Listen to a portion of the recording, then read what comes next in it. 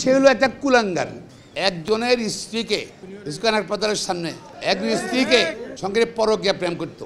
এখন এই কায়সার কামালের ভূমিকা সম্বন্ধে আপনারা মনে আছেন কিনা, আমি যেদিন দায়িত্ব নিচ্ছি 4 তারিখে দায়িত্ব নেওয়ার আগে একটা মত বিনিময় সভা করছি। সেখানে আমি বলছিলাম যে ফোরামের একজন শক্তিশালী নেতা চেয়েছিল এই নির্বাচনে সরকারের পক্ষে আমাদের জোটে যে প্রার্থী ছিল সব সারেন্ডার করে ওয়াকআউট দিচ্ছে, সরকারের পক্ষে ওয়াকআউট দিচ্ছেছিল বলেছেন, নিশ্চয়ই নাম উল্লেখ করে নেই, আজকে নাম উল্লেখ করেছে।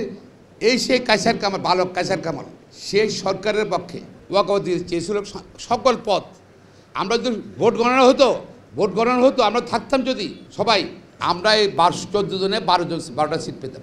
এখন আমি বলতে চাই আমাদের মনোনয়ন দিয়েছে 14 জনকে আমাদের জাতীয় ঐক্য, এখানে কিন্তু অন্য দলও আছে। পল্টনে বিএনপি অফিসে আমাদের ভারপ্রাপ্ত চেয়ারম্যান সারা বাংলাদেশের জনগণের সদ্য পপুলার লিডার জনাব তারেক রহমান নিজে আমাদের নাম ঘোষণা করেছে, প্যানেল ঘোষণা করেছে। সেই মিটিংয়েই বলেছিলাম যে যেহেতু আপনি নাম ঘোষণা করেছেন নেতা, আমরা ইনশাল্লাহ নির্বাচন করে যাব, নির্বাচনে জয় লক্ষ্যে যা যা করার দরকার সবই আমরা করব, নির্বাচনে কন্টিনিউ করে থাকবো না ইনশাল্লাহ। তারেক রহমান আমাদের নামিয়েছে নির্বাচনে, জনাব তারেক রহমান। উনি তো কিছু বলেনি, উনি কি বলছে আমাদেরকে ভোট গণনায় যাও না, উনি কি বলছে আমাদের দায়িত্ব নিও না? এই বালক কায়সার কামালটা কে? আর আমরা যদি না যেতাম, আমরা যদি ভোট গণনা যেতাম 12টা পেলে, আজকে গণতান্ত্রিক আন্দোলন শক্তিশালী হতো, ভোটাধিকার আন্দোলন শক্তিশালী হতো, আরও শক্তিশালী হতো। কিন্তু এই বালক কায়সার কামাল কার সঙ্গে আতাত করে চেয়েছিল যে সমগ্র পোস্ট আওয়ামী লীগের দিয়ে আমরা ওয়াকওয়াত দিয়ে দেওয়া। কি স্বার্থে? সরকারের স্বার্থে, সরকারকে জিতাই দেওয়ার জন্য। এখানের মধ্যে ভাই আমরা তো আমি নিজে আমরা এমনি যুদ্ধ করছি সরকারের সাথে। দলের বিরুদ্ধে সরকার এজেন্ট থাকলে আর কিছু করার আছে বলেন আপনি?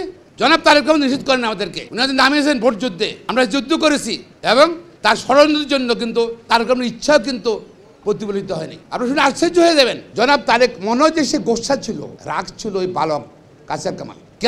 কেন নির্বাচনে যাবে?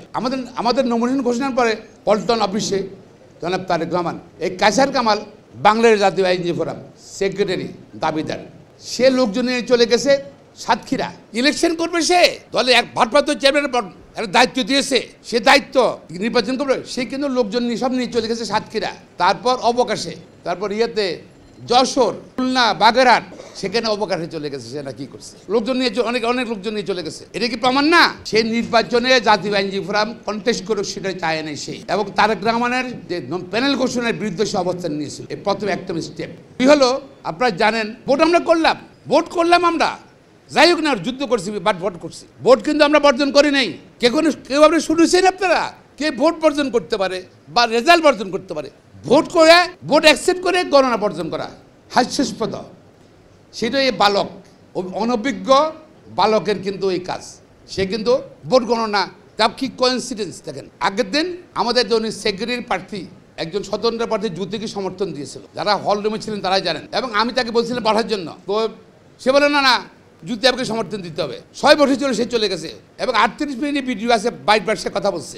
সেখানে নির্বাচন কমিশন একবার জ্যোতিকে ঘোষণা দিল যে কোনো প্রার্থী নেই। পরবর্তী পর্যায়ে আবার মারামারি, আওয়ামী লীগের আরেক গ্রুপ ঢুকে এই গ্রুপে বাইট করেছে, সেজন্য কিন্তু এই জ্যোতিকে ঘোষণা দিল।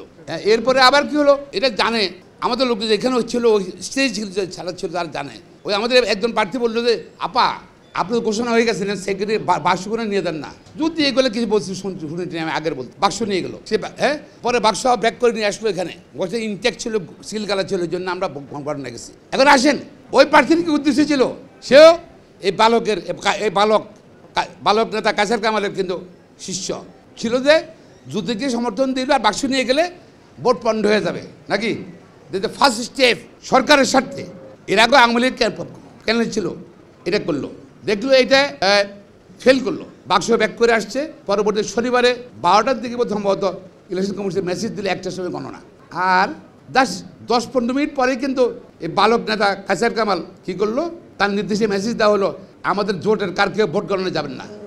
যেখানে আমরা প্রথম 12টা টেবিলে গণার পর আমরা প্রায় 13 জন, আমরা 14-13 জন আমরা আগে ছিলাম। সেখানে এই ভোট গণে কনসিডেন্ট কি 10 মিনিট পরে দিল, ইলেকশন কমিশন টাইমটা দিল 10 মিনিট পরে কিন্তু মেসেজটা দিল।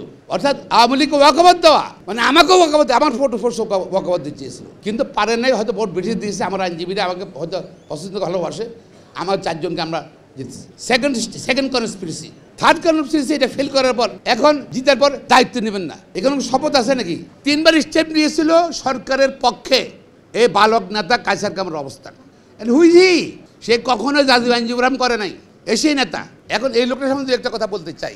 প্রথম হচ্ছে গোয়েন্দা সংস্থা, বলছে গোয়েন্দা, আপনারা লাস্ট মিটিংয়ে ছিলেন, গোয়েন্দা সংস্থার নাকি উপস্থিতিতে আমরা সাংবাদিক করেছি 4 তারিখে। ওদের সঙ্গে গোয়েন্দা যোগাযোগ থাকতে পারে বালক নেতার সাথে, কাছার কামের সাথে, সে বলতে হবে কোন গোয়েন্দা সংস্থার উপস্থিতিতে সেদিন এই সম্মান হয়েছিল, নাম তার প্রকাশ করতে হবে। এবং আমি মনে করি সাংবাদিক বিতর্কিত করছে, সুপ্রিম কোর্ট বিতর্কিত করছে। দুই হলো সে হলো একটা কুলাঙ্গার। কেন কুলাঙ্গার বললাম তাকে? আমি অনেকদিন আমার মানে সহ্য ক্ষমতার বাইরে চলে গেছে এই বালক নেতাকে নিয়ে। সেই সুপ্রিম কোর্টে জামিনের জন্য একবার এসেছিল, আপনারা জানেন বোধহয়। একজনের স্ত্রীকে ইস্কন হাসপাতালের সামনে একজন স্ত্রীকে সঙ্গে পরকীয়া প্রেম করতো। পরবর্তী পর্যায়ে সেও আমার সুপ্রিম কোর্টের লয়ার, সে যে হাতে নাতে পাইছে তার গাড়িতে হাতে নাতে পেয়েছে, ধরছে, তাকে ওখানে রাস্তা ফেলে পিটিয়েছে, তার সব কাপড় খুলে ফেলছে, আপনারা জানেন অনেকেই। এই কাছার কামালের পরবর্তী পর্যায়ে আমরা চেষ্টা করছিলাম যে সে লয়ারকে বানাতে, যে তুমি মামলা করো না, কিন্তু মামলা করছে, মামলা সে গ্রেপ্তার হলো। এই যে কোন থানা জানি, কলাবাগান থানায় ছিল, এবং তার জামিনের জন্য গেলো। জামিনের জন্য যাওয়ার পর হাইকোর্টে আসার পর হাইকোর্ট তাকে জামিন দিল একটা শর্তে, সেটা হলো সে জেল থেকে বের হওয়ার পরে সে আন্ডারটেকিং দিতে হবে, স্ট্যাম্পের উপর আন্ডারটেকিং দিতে হবে। জেল থেকে বের হওয়ার পরে ওই মহিলার কাছে যাইতে পারবে না, ওই লোকের ওই লয়ার স্ত্রীর কাছে যেতে পারবে না। উনি সে আন্ডারটেকিংটা দিয়েছেন, এসে আন্ডারটেকিং সেখানে আপনার কপি দিয়েছি, দেখবেন। যেই লোক এত নৈতিক স্খলন, আর চুরি করে বেটা, চুরি ধরা বড় স্কেল লেখা নাকি, মারি কাজ স্কেল লেখা, সেই লোক কীভাবে নেতা হয়? সেই লোক কীভাবে সুপ্রিম কোর্টে একজন নেতা হয়? সুপ্রিম কোর্টে সে আন্ডারটেকিং দিয়েছে, আগে সুপ্রিম তাই আন্ডারটেকিং দিয়ে এই লোকটা জেলটা বাইর হয়েছে সে, এবং পরবর্তীতে জাজমেন্ট দিয়েছে কোর্ট। জাজমেন্টটা এখানে লেখা আছে, সেখানে স্বীকার করেছে মরম খন্দকার মাহবুব হোসেন সাহেব। সে বলছে উনি তার পক্ষে দোষ স্বীকার করেছে, অপরাধ করেছে, ক্ষমা করে দেন, আন্ডারটেকিং রাজি আছে সে। যে লোক আত্মস্বীকৃত অপরাধী, এবং এই জাজমেন্টটা আছে আপনার পাশে দেখেন, সেই লোক কী হবে? আইনজীবীদের নেতা না, নৈতিক স্খলন জড়িত কারণে সে আইনজীবী, সুপ্রিম আইনজীবীদের সদস্য কীভাবে তার থাকে আমি বলি। এই লোকটাকেই চলে বলে কৌশলে, সে এই লোকটা এখন আইনজীবী, বাংলা জাতীয় আইনজীবী ফোরামের। আমি মনে করি সে বাদে আইনজীবী ফোরাম না, বঙ্গবন্ধু আইনজীবী পরিষদও কিন্তু কোথাও থাকা উচিত, তারা কোনো আইনজীবী সংগঠন তার থাকা উচিত না এই লোকটার। এবং তার বিরুদ্ধে স্যার যেই এই একটা অভিযোগ দিয়েছে এই আইনজীবী তার স্ত্রীকে সে নিয়ে, এর মধ্যে বলা খারাপ করেছে। সে সুপ্রিম কোর্টের সে যে আন্ডারটেকিং দিয়েছিল সেটা সে লঙ্ঘন করেছে। পরবর্তী পর্যায়ে কয়েক মাস পরে আবার সে আইনজীবীর স্ত্রীর সঙ্গে যোগাযোগ রাখছে, যোগাযোগ করার পর এবং সেখানে এবং ডিভোর্স দিয়ে দিয়েছে, দেখে যোগাযোগ খবর পাওয়ার আইনজীবী ডিভোর্স দিয়ে দিয়েছে। এই লোকটা এখন ওই লোক ওকে বিয়ে করছে।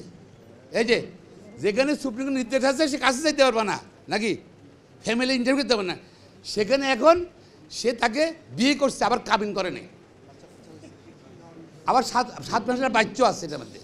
এই যে তার নৈতিক স্খলন। এছাড়াও এখন তার ওই যে অভিযোগটা বার কাউন্সিলে আছে, সেটা চার্জ ফ্রেম হয়ে গেছে। তার বিরুদ্ধে অভিযোগ, এই যে মানে মহিলাকে উত্তেজিত করা, উত্তেক্ত করা, পরক, এসব এই অভিযোগের বিরুদ্ধে তার বিরুদ্ধে চার্জ ফ্রেম হয়ে গেছে সুপ্রিম কোর্টে, ইয়াতে বার কাউন্সিলে। এখন চার্জ ফ্রেম করা মানে প্রায় পেয়েছে, অভিযোগটা প্রমাণিত আর স্বীকারও করছে। সে আন্ডারটেকিং দিয়ে কোর্টও স্বীকার করছে, আন্ডারটেকিং স্বীকার করছে। তো সেই লোকটা কী হবে? এই যে এত খারাপ লোক, নৈতিক স্খলন জড়িত এবং মিথ্যা কথা বলে, অনভিজ্ঞ, এবং এটা সরকারকে জিতানোর জন্য এখানে এত ষড়যন্ত্র করেছে, সেই লোকটা কীভাবে জাতীয় আইনজীবী ফোরামে নেতা থাকতে পারে আপনারা বলেন?